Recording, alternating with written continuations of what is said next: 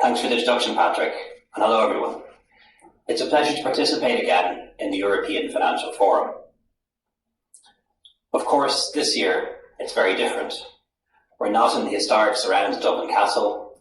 Some of us are in our offices, most of us are in our homes, in spare rooms, kitchens, and even bedrooms.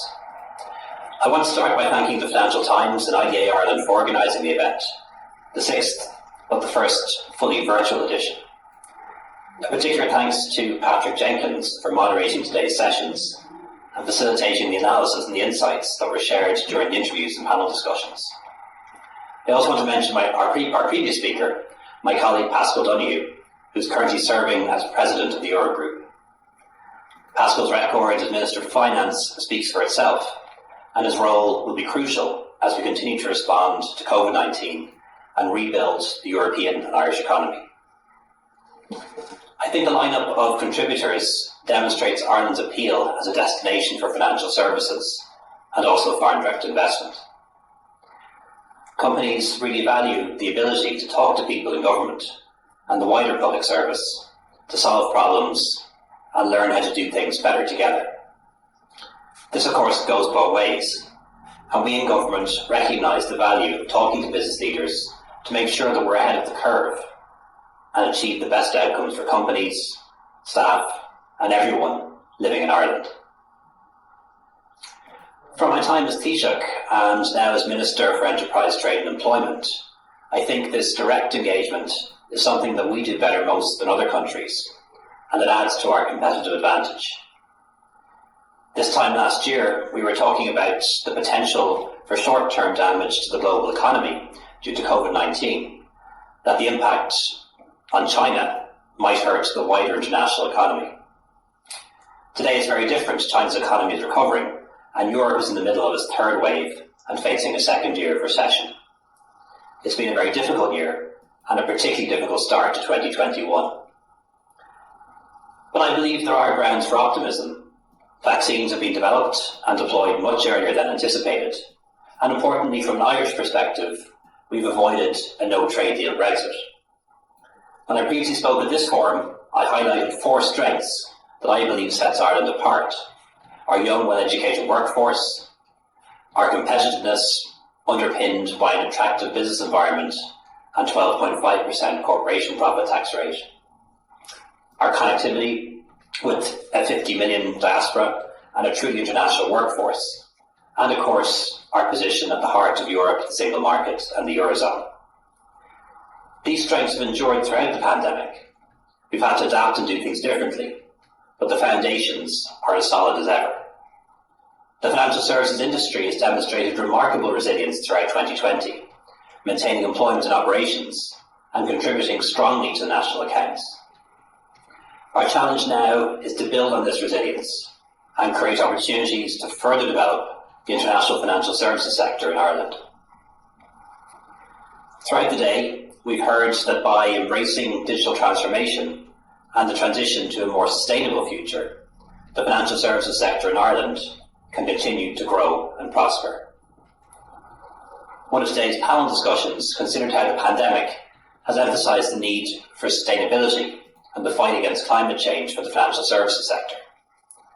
From our perspective, the government will work to ensure that the right conditions and policies are in place to finance the transition to a more sustainable future and to capture the momentum towards a better, fairer and greener financial market system. COVID-19 featured as a running theme throughout today's sessions. We heard that the pandemic has served to dramatically accelerate the digital transformation of financial services, and there's been a shift in the way people are banking and paying for those services. Now we can build on the momentum of digital transformation and ensure that we bring employees and consumers with us. We must also respond to the challenge of achieving more diversity in our workplaces. I'm encouraged that 2019 saw improvements in the gender balance of key roles in financial services firms, but there is still insufficient representation of women in executive director roles across the Irish economy, and the appointment rate for women to boards remains poor. As you may know, my department is monitoring progress on gender balance through the Balance for Better Business initiative. This is a collaborative effort between government and industry to examine the gender mix within the governance and senior management of companies.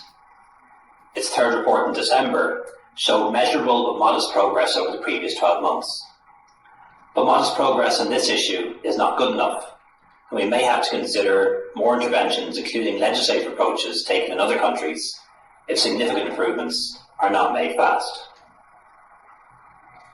The Ireland for Finance strategy is playing an essential role in ensuring a coordinated approach to financial services between government and industry.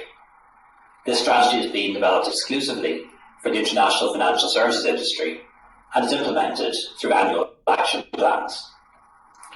The 2021 action plan, published by Minister of State Fleming today, is drawn on industry needs and overall strategic goals. It's a concrete illustration of the value that we place on listening to and responding to the needs of the sector. The priority areas that have been identified in this year's action plan include continuing to grow the sector in all parts of Ireland, promoting diversity, and making Ireland a top destination for digital sustainable finance. I'd like to briefly mention the contribution that the enterprise development agencies, Enterprise Ireland and IDA Ireland, have played in achieving the ambitious jobs targets set out in the Ireland for Finance strategy. The focused efforts of the IDA over the past 30 years has strongly influenced the dynamic sector we have in Ireland. As well as being a leading location for international financial services investment, there's a vibrant cohort of indigenous companies as well.